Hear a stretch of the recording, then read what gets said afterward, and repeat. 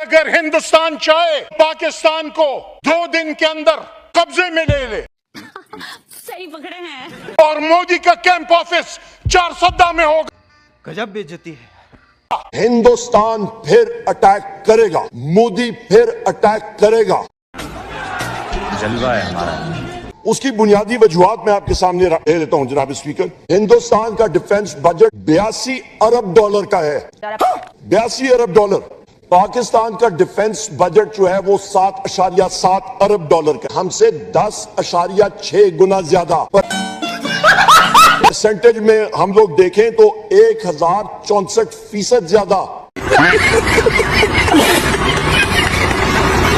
India पूरी दुनिया में अपना एक ना सिर्फ नाम रखता है बल्कि जो उसका डिसीजन होता है वो कई कंट्रीज को मानना पड़ता है।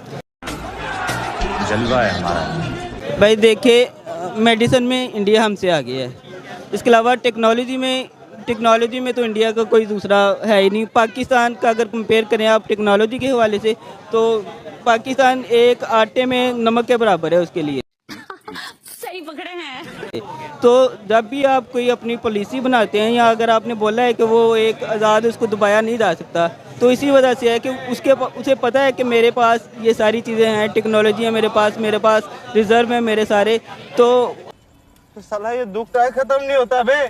और बड़ी बात यह कि मैंने किसी के पैसे नहीं देने। अब देखें, जो तुर्की है उसका जो सदर है तैयब एर्दोगान, उसने हमसे बाद में आके सारा अपना IMF का कर्जा उतारा। चाइना को देख लें हमारे से बाद, और आज दुनिया की सुपर पावर बनने के चक्कर में। बिल्कुल, तो वो बनेगी अगर वो, मेरे ख्याल से जहाँ तक मेरा ये ख्याल है कि उनकी जो इकॉनमी है वो अभी अमेरिका से ऊपर हो चुकी है, लेकिन वो डिस्क्लोज नहीं कर रहे हैं।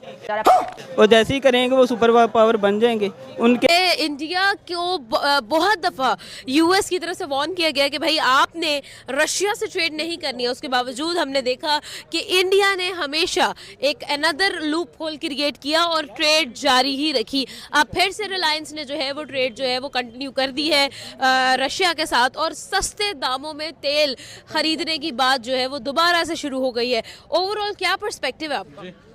जहाँ पर इंडिया का अपना फ़ायदा होगा वहाँ पर तो इंडिया काम करेगा, क्योंकि इंडिया एक इंडिपेंडेंट कंट्री है पाकिस्तान की तरह। ठीक है। अब इंडिया का फ़ायदा रूस से मिल रहा है उनको तेल खरीदने में, ठीक है। तो वही तेल फिर खरीदेगा। यानी वो फिर अमेरिका को नहीं देखेगा ना बाकी कंट्रीज, क्योंकि इंडिया भी एक इकोनॉमी है, स्ट्रॉन्ग इकोनॉमी है। तो अब वो अपनी तजारत से ट्रेड करेगा, ठीक है, और वो हमेशा करता रहेगा और अपने लिए नए से नए रास्ते निकालेगा। ठीक है।